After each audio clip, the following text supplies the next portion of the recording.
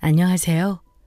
저는 30대 평범한 직장인이자 결혼한 지 3년 된 평범한 주부입니다. 결혼하기 전 친구들이 말하기를 절대 효자는 만나지 말라고 하더라고요. 그런데 반대로 엄마가 아들을 너무 좋아하고 편애하는 케이스도 조심해야 할 것 같습니다. 제가 딱 그런 일을 겪었거든요. 육아의 왕 오은영 박사님이 텔레비전에 나와 말씀하셨는데 육아의 최종 목표는 독립이라고 하시더라고요.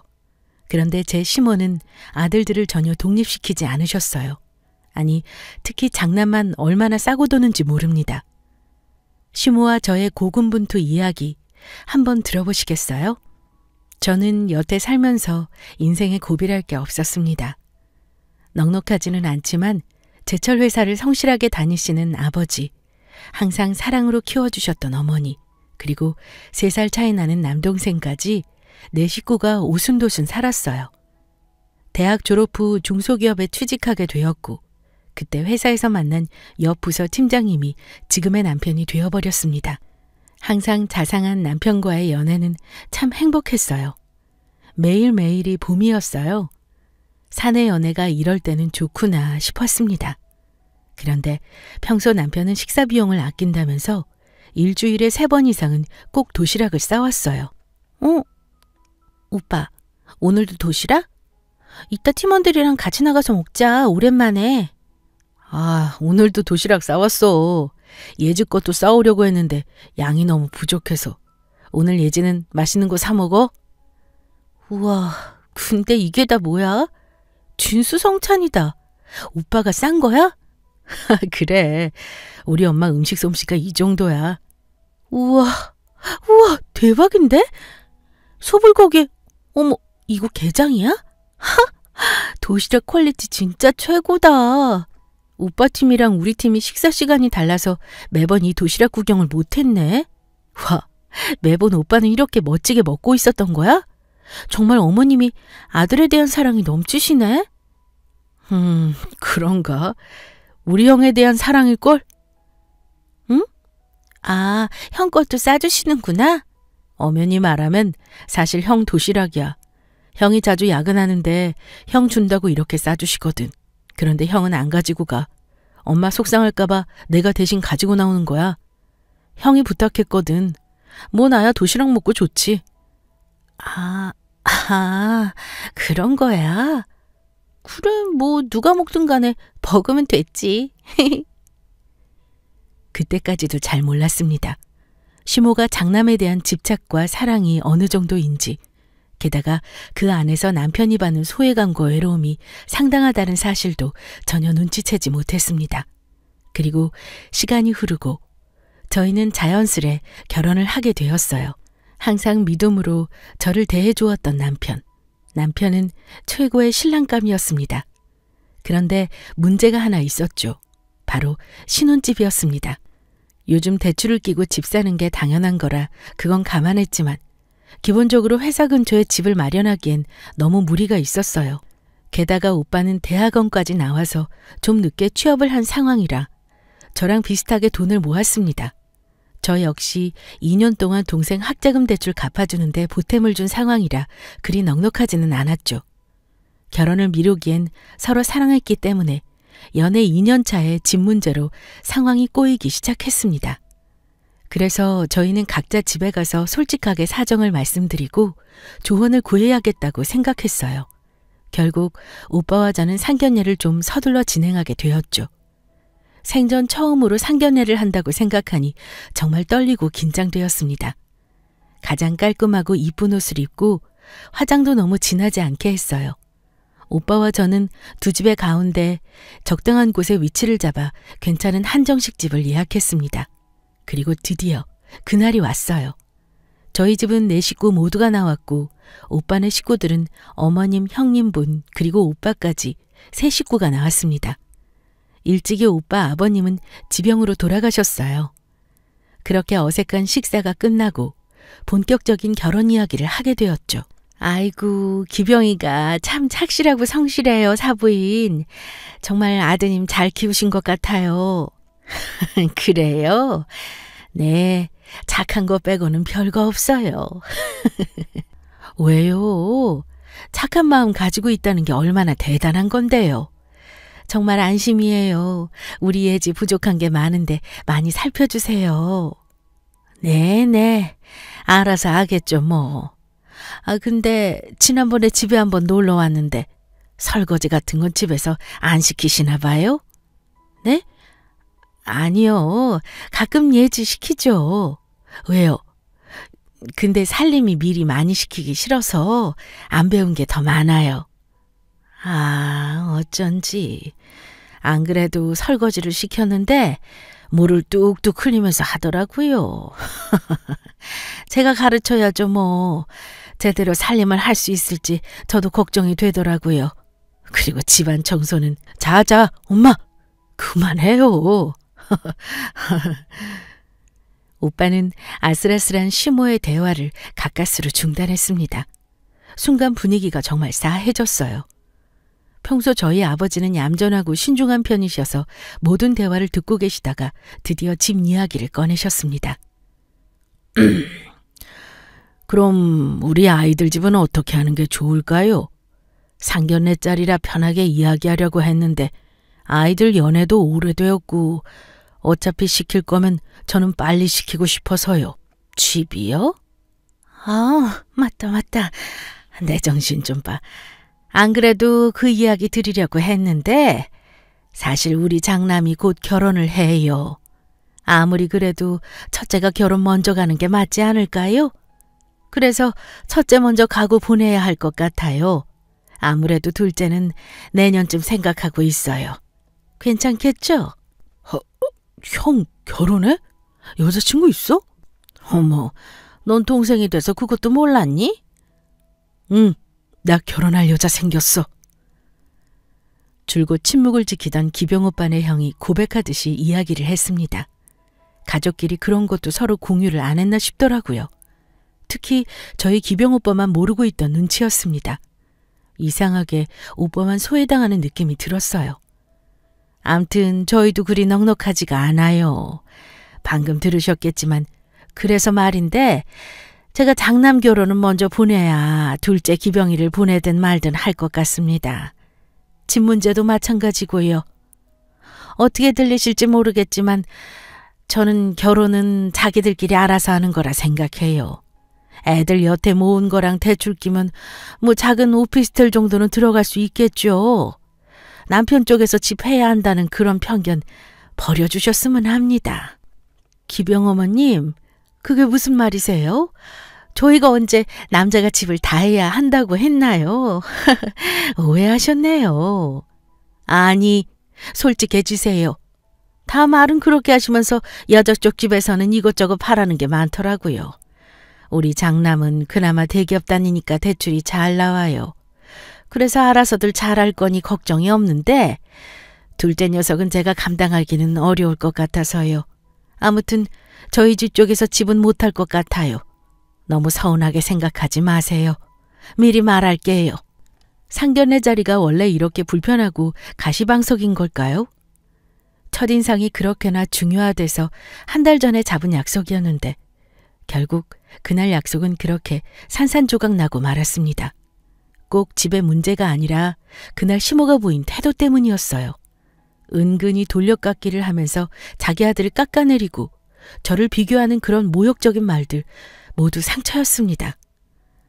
전 부모님께 너무 죄송했어요.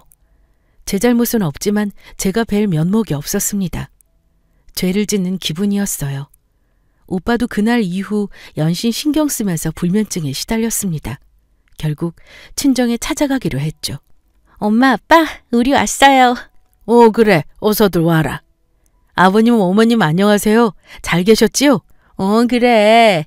김서방이라고 불러야 하나? 배고프지? 어서들 와. 저희 부모님은 일절 그날 상견례 이야기를 꺼내지 않으셨습니다. 사실 저도 그날 이후에 마음이 불편해서 눈치를 보고 있었어요. 이윽고 오빠가 먼저 침묵을 깼어요. 아버님, 어머님, 지난 상견례 때 정말 죄송했습니다. 많이 속상하셨지요? 김서방, 우리는 예지랑 김서방이랑 행복하게 잘 사는 게 가장 중요해. 알지? 그날도 어쩌다 보니 내가 집 이야기를 먼저 꺼냈는지 모르겠는데 사실 둘이 어디서 사는지보다 어떻게 잘 살아갈지가 더 중요한 거야. 그건 당연히 알지? 네, 당연하죠. 집 문제는 됐어, 김서방. 그리고 예지야, 잘 들어라. 당연히 딸 시집 보내는 입장에서 나도 정말 안타깝고 또 좋은 것만 해주고 싶은 이 부모의 마음은 끝도 없는데 뭐 어쩌겠어. 사정에 맞게 또 그 부부에게 어울리는 집으로 신혼 시작하는 거지. 안 그래? 기병 어머님 말씀도 틀린 건 없어. 너희들이 결혼하는 건데 부모가 어디까지 도와줘야 하는지 정말 이건 난감해. 그리고 기병 어머님도 다 뜻이 있으실 거야. 우리는 그날 이후로 잊어버렸어. 너도 신경 쓰지 말게나, 김서방. 일단 너희가 모은 거랑 우리 전세금 받아서 적금 넣어둔 거 그거 보태면 회사 근처 아파트 신축은 들어갈 수 있을 거야. 그러니까 미안해하지도 말고 주눅들 필요도 없으니 이거 가지고 신혼집 구해. 알았지? 엄마, 미안해. 참나 얘가 또 수도꼭지를 틀었네. 됐어. 그만 울어. 뚝. 우리가 지금 집이 없어서 갈 곳이 없는 것도 아니고 동생이자 학자금 대출도 다 갚았고 너도 그동안 동생 학자금 대출 때문에 힘들었잖아. 너가 고생한 거 다 아는데 이 정도는 받아도 돼. 그리고 김서방도 너무 불편해하지 말고 대신 어머님께는 이야기하지 마. 어머님, 정말 죄송하고 또 감사합니다. 어머니께 모두 말씀드려. 아니야. 그러지 마. 부모 마음이 그렇지 않다니까. 뭐 엄청 큰 돈 주는 것도 아닌데 뭐 일단 쉬쉬해. 알았지? 너희가 잘 살고 집값도 오르고 그러면 우리한테 맛있는 소고기나 사줘. 엄마, 소고기가 뭐가 문제야? 내가 자동차 한 대는 뽑아줄게.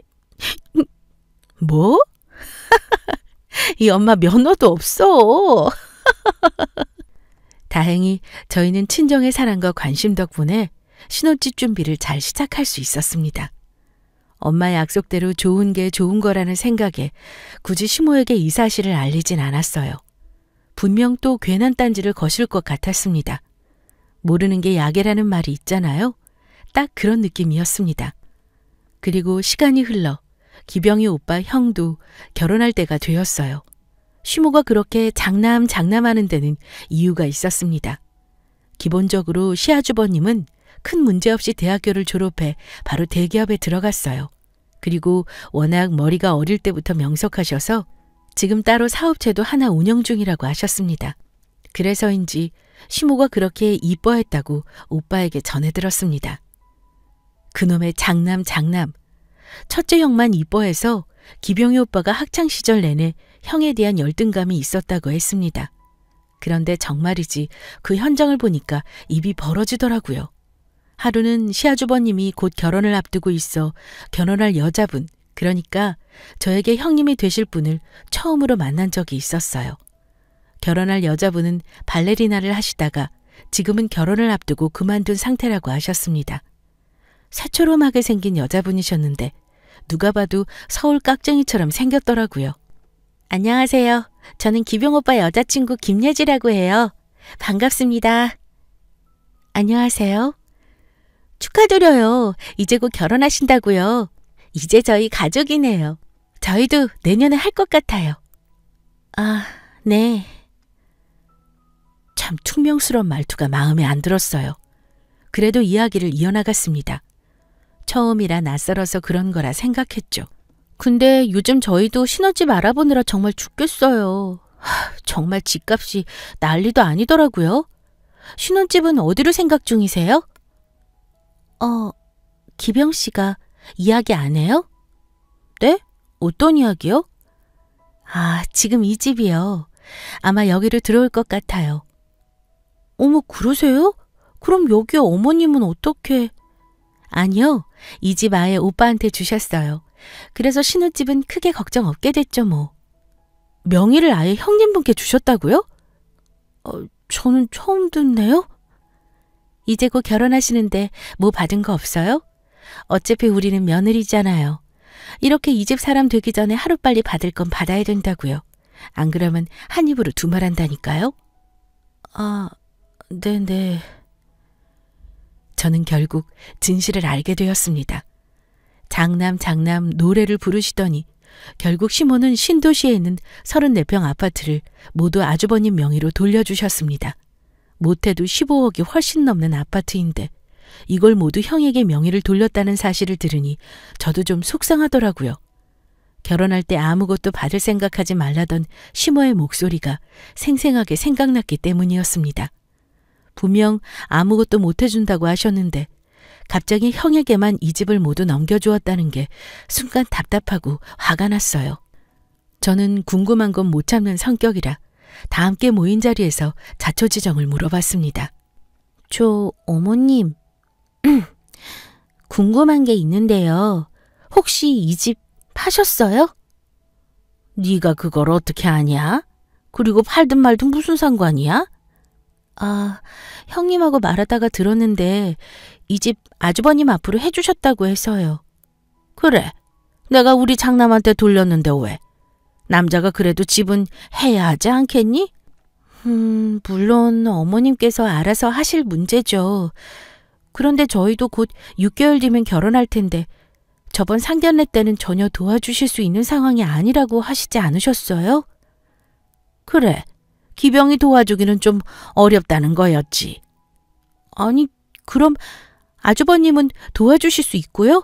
안 그래도 오빠한테 물어보니 이 사실 아예 모르고 있던데 아무리 그래도 기병 오빠랑 상의를 하셨어야 하는 거 아닌가요? 저희 안 그래도 집 때문에 정말 고민하고 있던 거 아시잖아요.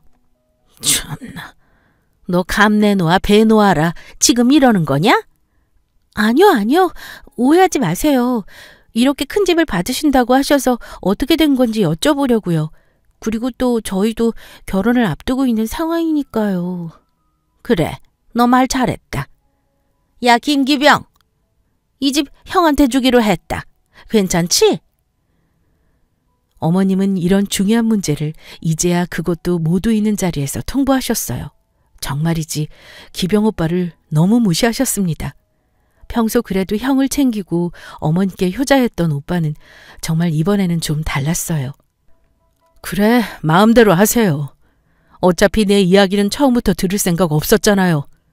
엄마, 옛날부터 늘 그랬잖아요. 엄마는 모든 형부터, 형한테 양보해라, 형부터 챙겨라, 형보다 나은 것도 없는 놈이 뭐하러 대학원을 가냐.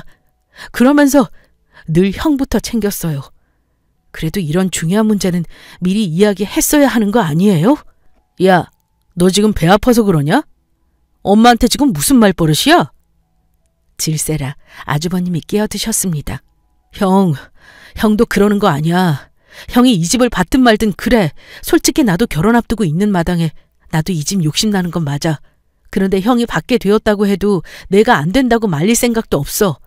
다만 이런 문제는 같이 상의하거나 미리 이야기해줬어야 하는 거 아니야? 너한테 말하면 뭐가 달라지는데? 너는 너 형편 맞춰 사는 거고 나나 형수는 워낙 직장도 강남 쪽이고 네 형수 강남에서만 살아서 절대 지방으로는 못 내려간단 말이야. 우리가 그럼 내려가냐? 수준에 맞게 살아야 할 거 아니야? 정말 기가 차고 어이가 없었습니다. 아주버님도 참 말을 싸가지 없게 하시더라고요. 저는 사실 이 집을 받고 싶어서 이 이야기를 꺼낸 게 아니었습니다. 15억이나 넘는 엄청난 집을 그것도 형의 명의로 받게 되었는데 동생인 기병이 오빠가 이 사실을 전혀 모르고 있었다는 게 화가 나서 말을 할 수밖에 없었어요. 뭔가 오빠는 매번 가족의 중요한 일을 모르는 것 같았습니다. 저라도 이 부분을 이야기해야 한다고 생각했어요. 얘들아, 시끄럽다. 그리고 너 김기병, 형한테 아파트 준 거 미리 말 못한 건 미안한데 그걸 굳이 왜 말해야 하나 싶었다. 너희 사는 그 수준이라는 게 있잖아. 근데 형은 대기업 다니고 사업도 하잖냐. 게다가 형수는 국립 발레리나 출신이고 다들 그 수준에 맞게 살아야 하잖아. 형 말이 틀린 게 하나도 없구만. 안 그래? 암튼 그래서 이 집은 너희보다는 형한테 더 어울려서 주기로 했어. 너무 서운하게 생각 말아라. 형한테 이 정도 양보 못하니? 엄마, 그래도 이건 나한테 상의를 해야 하는 거 아니에요? 지금 예지도 이런 이야기를 이렇게 전해 들으면 기분 나쁘지 않겠어요? 참나, 그걸 얘한테 뭘 이야기를 하고 앉았니? 그리고 전해 들으면 뭐? 그리고 나 어차피 여기서 같이 살 거야. 그냥 준 게 아니라 같이 사는 조건이었다고. 예지, 너 나랑 같이 살 거야? 그럴 수 있어? 아, 그건... 거봐, 이래서 내가 장남 하는 거야. 내가 달리 그래? 기병이 너도 그래. 예지 데리고 와서 결혼한다고 했을 때 내가 솔직히 이제 와서 말하는 거지만 참 너랑 비슷한 여자를 골랐구나 싶었어. 어쩜 너는 여자 보는 눈이 없니? 엄마, 그만하세요. 예지 이제 우리 집안 사람이에요. 저 여태 무시하는 건 참았지만 예지 무시하는 건 절대 못 참아요. 어머, 참나. 너 지금 애미 앞에서 네 마누라 편드는 거냐? 늘 이런 식이었어요. 항상요. 제가 학교에서 억울하게 선생님한테 혼나고 온 날, 그날 엄마는 끝까지 학교 찾아와서 제가 무슨 잘못한 것 마냥 그러셨어요. 제 이야기는 한 번도 들어보지도 않고요. 항상 엄마는 형 편, 나의 편이었어요. 제가 왜 대학원을 갔는지 알아요? 형 대학 보내야 한다고. 장남만 가면 되지 뭐 둘째까지 굳이 대학 가냐면서 바로 취업하라고 하셨잖아요. 그래서 바로 취업했고요. 그때까진 몰랐어요. 제가 공부를 하고 싶어 한다는 걸요. 그래서 그때 못 배운 게 한이 돼서 제가 돈 모아서 그렇게 대학원 다녔던 거예요. 저도 꿈이 있고 아들로서 또 가족으로서 함께 상의하고 이야기 전달받아야 한다고 생각해요. 저도 이 집 30년 넘게 살았어요. 그런데 이 집을 저한테 아무런 말씀도 없이 형한테 명의를 넘겨주신다고요? 전 지금 엄마의 이런 태도에 문제가 있다는 거예요. 항상 늘 집안에 큰 문제가 있거나 꼭 알아야 하는 일을 전 모르고 있더라고요. 그런데도 제가 가족이라고요? 제가 아들이라고요? 결혼은 어차피 저희 스몰 웨딩으로 할 거예요. 그리고 전셋집도 저희 힘으로 구했으니까 걱정 마세요. 결혼 전에 다시 연락드릴 테니까 그때까지는 잠깐 거리를 두는 게 좋겠어요. 저희 이만 갈게요. 가자, 예지야. 오빠, 그냥 가면 어떡해. 그래, 전셋집을 구했어? 거봐, 어떻게든 되잖니. 다행이네. 이 집 형한테 주고 너희는 전세로 좀 살다가 돈 모아서 이사 가면 되지. 안 그래? 그 집도 예진의 어머니가... 쉿! 오빠, 그만. 말하지 마. 왜 이래? 뭐? 예진의 엄마가 뭐? 왜 또 그 양반 뭐라고 하디? 말이 안 통하니까 그냥 갈게요. 아이고, 저놈의 자식. 내가 잘못 키웠지. 저러니까 내가 무슨 말을 못하지. 지복을 발로 차는 거지 뭐. 아이고. 그렇게 한바탕 난리를 만났습니다. 왜 시모는 오빠를 싫어하는 걸까 싶었어요. 상처받은 오빠의 마음을 어떻게 풀어줘야 할지 정말 난감하고 걱정되었습니다. 게다가 오빠는 저희 전셋집에 대한 비밀을 말하려다가 말았어요. 그 상황에서 그런 이야기까지 했다면 진짜 큰 싸움이 될 뻔했으니 다행이라 생각했습니다. 그런데 문제는 다름 아닌 형수님이었습니다. 그 발레리나 형수 말이죠. 서울 깍쟁이라고 생각했는데 확실히 맞았습니다. 제가 사람 관상을 좀 보는 눈이 있거든요. 사실 그 전부터 발레리나 형수는 뭔가 이상한 전조 증상이 있었어요. 결혼하고 집들이 겸 제가 놀러 간 적이 있어요. 오빠도 어머님과 그렇게 거리두기를 하고 있는데 저도 그렇게 지내면 영영 시댁과 멀어질 것 같았습니다. 그래서 나름 노력했죠. 그런데 집에 들어갔더니 그 넓은 집이 완전 엉망진창이 되어 있었어요. 어머님, 저 왔어요. 형님, 계세요? 문 열어줄게, 잠깐만. 그렇게 문 앞에서 한 5분은 기다린 것 같아요. 이윽고 문이 열렸고 들어가 보니 집이 난장판이 되어 있었습니다.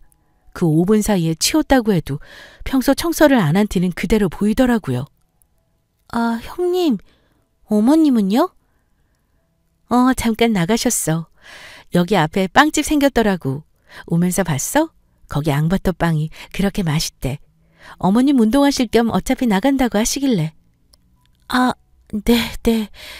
근데 어머님 원래 다리 아프셔서 요즘은 운동 안 하시지 않아요? 무릎 관절 때문에 안 그래도 병원에서 무리하지 말라고 하던데. 아파트 좋다는 게 뭐야. 다 어차피 엘리베이터 있잖아? 그리고 무리하시지 말라는 거지. 아예 움직이지 말랬나? 그렇게라도 조금씩 움직이셔야지. 하루 종일 텔레비전만 보니까 더 안 좋아지는 거야. 아, 네네. 그런데 이 상자들 다 뭐예요, 형님? 이거? 나 이번에 인터넷 쇼핑몰을 좀 열까 생각 중이야. 그래서 이것저것 시장 조사 좀 해야 해서 좀 시켰어. 아니, 장바구니에 담아두면 금방 사라질까 봐 난 불안해서 못 살겠더라. 뭐 어때? 남편이 돈 잘 벌어오니까 이러라고 내가 시모 모시고 사는 거 아니겠어? 이런 자유도 없으면 어째. 자기는 좋겠다. 뭐 전셋집, 뭐 여기에 비하면 작은 집이지만 그래도 마음 편하잖아. 집값 오르니 내리니 이런 거 신경 쓸 필요도 없고. 여기는 청소하려면 아휴 그냥 날 잡고 하는 게 나아. 하긴 그래도 명의 바꾸고 난 뒤에 집값 2천만 원 오르긴 했더라. 아, 네. 근데 어머님 진짜 깔끔하신 성격이신데 한 소리 안 들으셨어요? 어머? 한 소리를 내가 왜 들어? 자기야, 이제 시대가 달라졌어. 어디서 시모가 며느리한테 큰소리 쳐. 그럼 밥도 못 얻어먹어. 정말 찰떡 썬니를 밥 말아먹은 여자였습니다. 발레리나는 해떠가면서 온갖 깔끔 교양을 떨었지만 평소 집에서 지내는 꼴은 모두 거짓이었어요. 나이가 70이 다 되어가시는 시모에게 할 소리인가 싶었죠. 이윽고 어머님은 빵봉지를 들고 들어오셨습니다. 왔냐? 밥은 먹었냐? 어머님 잘 계셨어요? 기병이 녀석은 잘 지내냐? 그 녀석 그렇게 하고 어쩜 전화 한 번 없냐? 오빠도 신경 많이 쓰고 있어요. 제가 날 잡아서 오빠 데리고 한번 올게요. 자기야, 나 집에 손님 오는 거 딱 싫은데. 그럼 그날은 나가서 맛있는 거 먹자. 외식하자. 예, 기병이가 무슨 손님이니? 그리고 지금 내 다리 안 보이냐? 안 그래도 무릎 때문에 힘든데 한 달은 꼼짝하지 말라고 했단 말이다. 뭐 외식은 할 수 있다만 그렇게 하루 매일매일 매번 시켜 먹고 다 안 먹고 버리고 이제 그만해야 하지 않아? 말이 나와서 말인데 너 이제 그 뭐 택배 배송? 그런 것도 좀 줄여라. 어머님, 이건 저의 자유예요. 그리고 외식이 왜 문제죠? 맛있는 음식을 적당한 돈 내고 편하게 사 먹는다는데 무슨 문제가 있죠? 요즘 집에서 만들어 먹는 게 돈 더 들어요, 어머님. 너 결혼하고 남편한테 따뜻한 밥 한 끼라도 해준 적이 있냐 없냐? 제가 그걸 왜 해주나요? 안 그래도 오빠 회사 구내식당 워낙 유명해서 조식부터 야식까지 풀코스로 호텔처럼 나오는데 제가 굳이 그걸 왜 해요? 오빠 그리고 외식 좋아해요. 예, 외식 좋아해요는 뭐니? 지금 그 말이 아니잖아. 너가 아내가 돼서 바깥이라는 남편한테 따뜻한 밥 한 끼 해주라는 건데 이게 무슨 말인지 모르겠니? 넌 게다가 일도 안 하는데 집에서 무슨 돈을 그렇게 쓰니? 쇼핑몰? 그거 한다고? 그거 한다고 한 지가 지금 벌써 6개월이 넘었어. 난 너가 그거 준비한다고 핑계대면서 그냥 쇼핑만 잔뜩 하는 것 같은데 내 말이 틀리냐? 참 어머님, 저 지금 무시하시는 거예요? 이게 제대로 준비해서 오픈해야지 인기를 팍 끄는 거예요. 다 일에도 순서가 있다고요. 예, 어쨌든 과소비는 안 좋아. 지금 집에 이 택배 상자들 좀 봐라. 뜯지도 않은 게 똑같은 게 색깔별로 이게 무슨 일이냐. 아무튼 알겠다. 너 뭐 좋아라 하는 일이니 적당히만 해라. 나는 너 걱정돼서 하는 소리였다. 괜히 기석이한테 말하지 말아라. 너 핀잔 줬다고 또 뭐라 할라. 진짜 짜증나게. 제 일 신경 쓰지 마세요. 어머님이랑 같이 사는 거지만 엄연히 개인적인 프라이버시가 있어요. 저 근처 친구랑 선약이 있어서 저녁 먹고 들어올게요. 오빠 야근하고 밥 먹고 온다고 했으니 어머님은 알아서 챙겨드세요. 동서, 다음에 봐. 누가 봐도 어른에게 대드는 모양새가 좋아 보이진 않았습니다. 아니, 아주 싸가지였어요, 진짜. 시모에게 측은지심이 들 정도였으니까요. 그런데 제가 측은지심을 느낀 지 1분도 안 돼서 그 마음이 싹 사라지게 만들어 주었어요. 역시 사람은 변하지 않았습니다. 형님 앞에서는 눈치 보시면서 정작 속에 있는 이야기는 안 하시고 아무 말도 못 하시면서 제 앞에서는 어떤 말도 다 뱉으셨습니다. 그리고 벼랑간 저한테 일을 시키셨어요. 예지야, 잘 됐다. 너 온 김에 여기 청소 좀 해라. 네? 이 집을요? 그럼 누가 해? 제가 저렇게 틱틱대도 또 잘할 때는 잘해. 아유, 남편이 사업하니까 워낙 바쁘지. 발레리나 하다가 저렇게 집에만 있으니 얼마나 답답하겠어? 너는 그래도 직장 다니면서 돈도 벌고 암튼 마음의 여유는 있잖니. 아참, 화장실 청소는 제가 잘 못하더라고. 내가 매번 했는데 무릎이 아파서 이제 못하겠다. 온 김에 화장실도 싹 청소 좀 해주고 가라. 알겠지? 아니 어머님, 저 지금 여기 청소해주러 온 거 아니에요. 그럼 뭐라고 왔니? 기병이 그렇게 하고 너는 죄책감 없이 지금 나 만나러 온 거야? 이 정도 성의는 보여야 너랑 앞으로 관계를 맺지 않겠냐? 기병이도 기병인데 너도 너다. 자고로 집안에 여자가 잘 들어와야 한다는 게 맞아. 기병이가 좀 엇나가는 건 있었지만 이 정도는 아니었어. 너가 남자 관리를 어떻게 했길래 그러냐? 뭘 그렇게 애를 홀려서 그 모양 그 꼴이 된 거냐? 어머니, 뭘 홀려요? 그리고 이 집은 엄연히 형님 집이잖아요. 제가 집안일까지 다 할 의무 없다고 봐요. 야, 너 진짜 이럴 거야? 이야, 내가 좋은 게 좋은 거라고 넘어가려고 했는데 안 되겠다 너. 진짜 이 집 장남한테 주길 천만다행이지. 너네한테 줬으면 난 내쫓았을 거 아니야? 안 그래? 네, 그랬겠네요. 어머니, 저 이방 가보겠습니다. 더 이상 말이 안 통해서요. 저희 결혼 3개월 남았어요. 준비 열심히 하고 있으니까 그날 뵙겠습니다. 아유, 나도 너 얼굴 보니까 숨이 턱턱 막힌다. 가라. 그렇게 또 시모와의 거리두기는 시작되었습니다. 이번에는 저 또한 거리두기를 할 수밖에 없었어요. 그냥 모든 게 참 밉더라고요. 제가 무슨 잘못한 것도 아닌데 왜 그리 절 싫어하는지 이해할 수 없었습니다. 3개월이란 시간이 흐르고 결국 그날이 다가왔어요.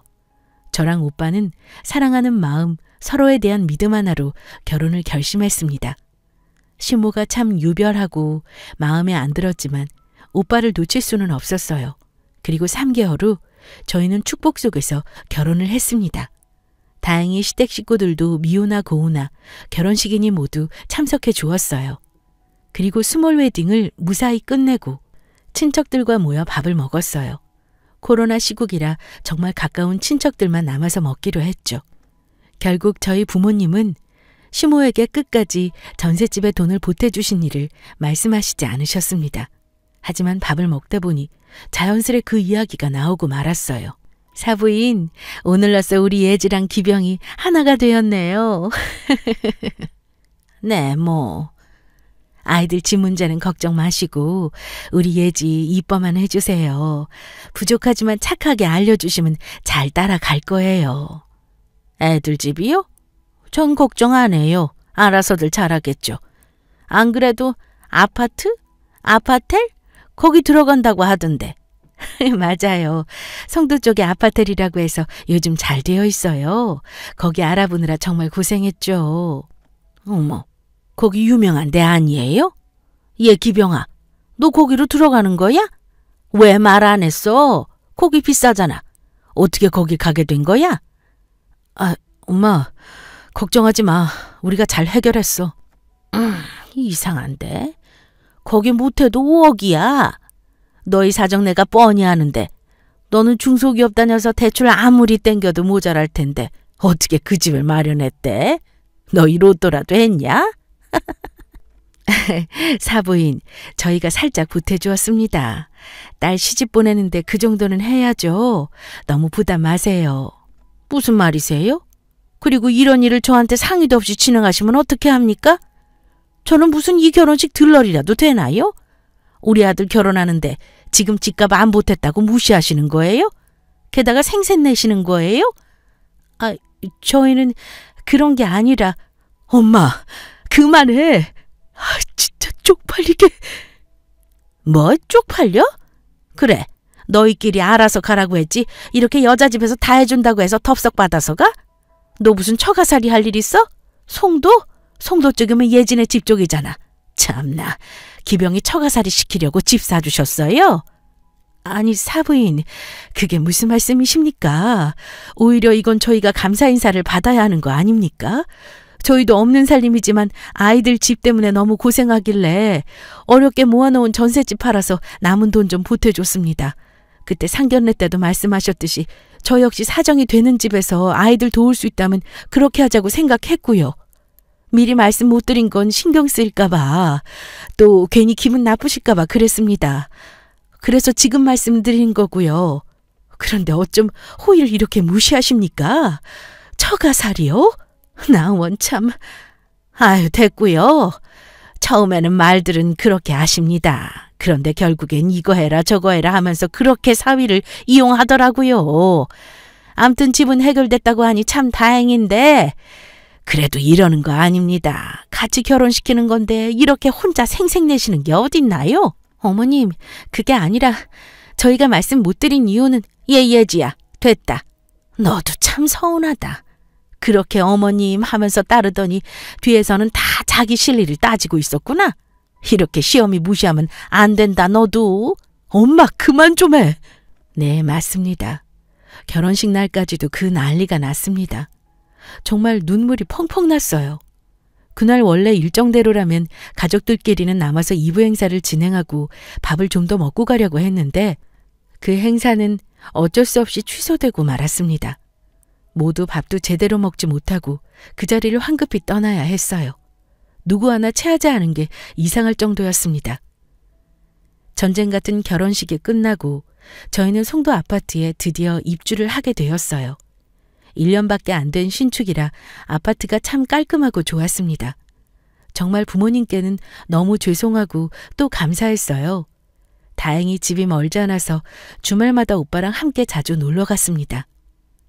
오빠는 한없이 따뜻하고 좋은 사람이라 저희 부모님께도 참 잘했어요. 말동무가 되어드리고 맛있는 요리를 직접 해서 선보이기도 했습니다. 다행히 오빠 덕분에 친정 부모님도 마음을 열고 저희의 결혼을 인정해 주셨어요. 저도 정말 행복했습니다. 시모 집은 명절 행사 아니면 크게 갈 일이 없으니 그냥 없는 셈 치고 살아야겠다고 생각했어요. 그런데 불쑥 시모가 어느 날 신혼집에 찾아오셨습니다. 예, 여기 35층까지 있는 거 맞지? 이야, 진짜 크고 좋다. 역시 신축이야. 아, 네네. 그런데 어머님 무슨 일이세요? 내 아들 집도 놀러 못 오니?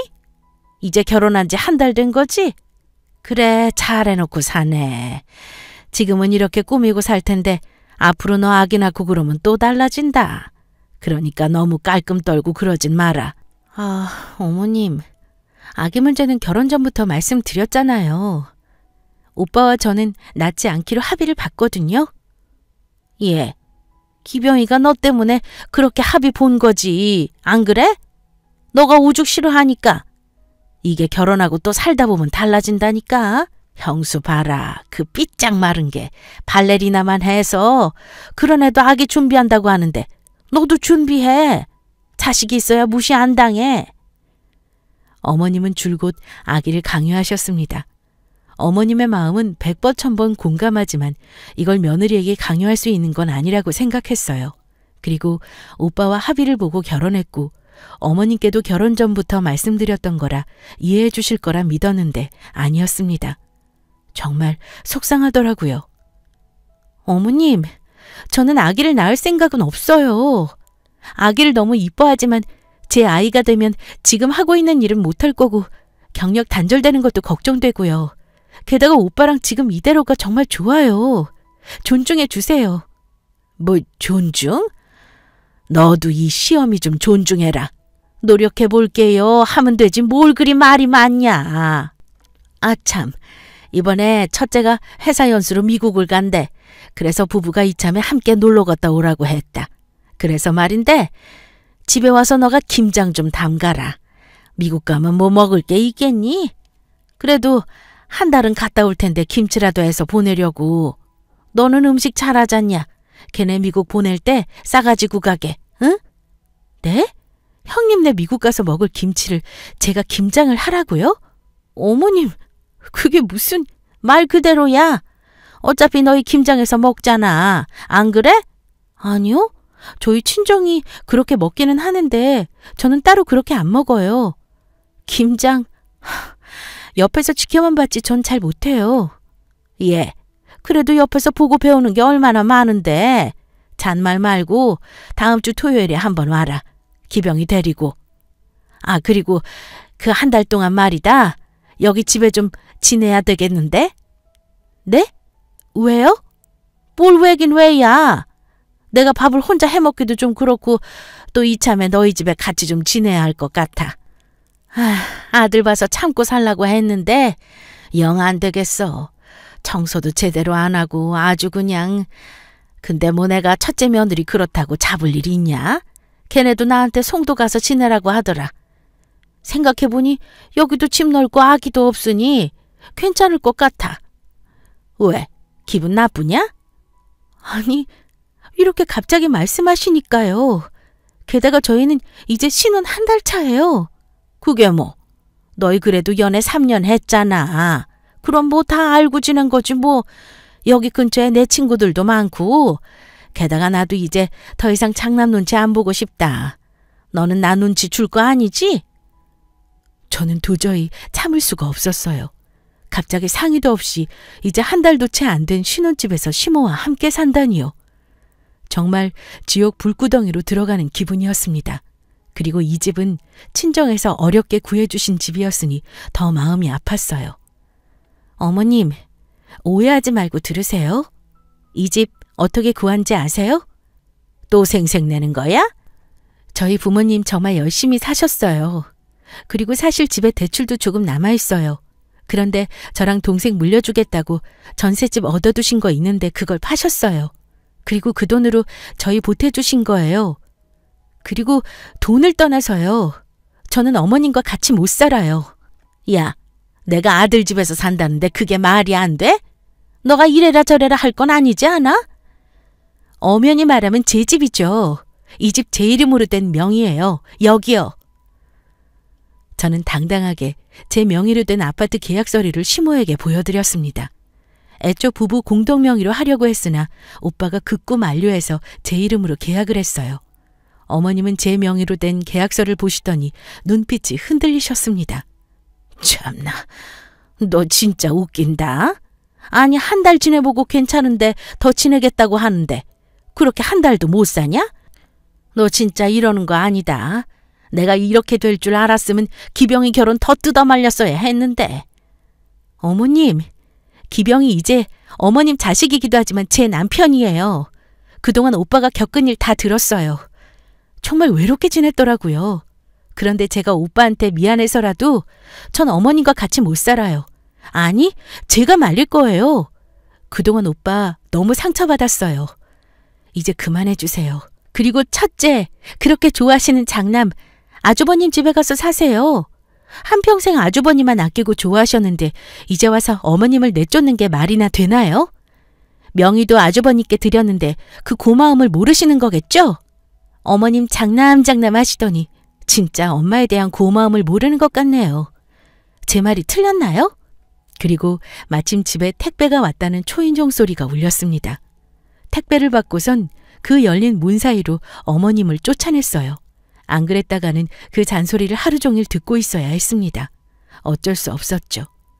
어머님 멀리 못 나가요. 무릎 안 좋으시니까 엘리베이터 꼭 타시고요. 김장 그거 첫째 며느리 시키세요. 택배 좋아하니까 김치 맛있는 사이즈 잘 알겠죠 뭐. 택배 시키시면 되겠네요. 야 김예지, 너 야! 저는 현관문을 세차게 닫아버렸습니다. 정말 후련하더라고요. 시모는 복도에서 쩌렁쩌렁 소리 지르며 제 욕을 하고 문을 두드리는데 저는 개무시를 했어요. 그동안 오빠가 받은 서름을 생각하니 눈물도 안 나왔습니다. 그리고 정말 통쾌했어요. 그 후 시모는 어떻게 됐냐고요? 아주버님과 형님은 한 달 후 미국에서 돌아왔고 시모는 그 집에서 아주 눈칫밥을 먹으며 지금도 살고 있습니다. 여전히 발레리나 며느리는 택배를 주구장창 시키고 있고요.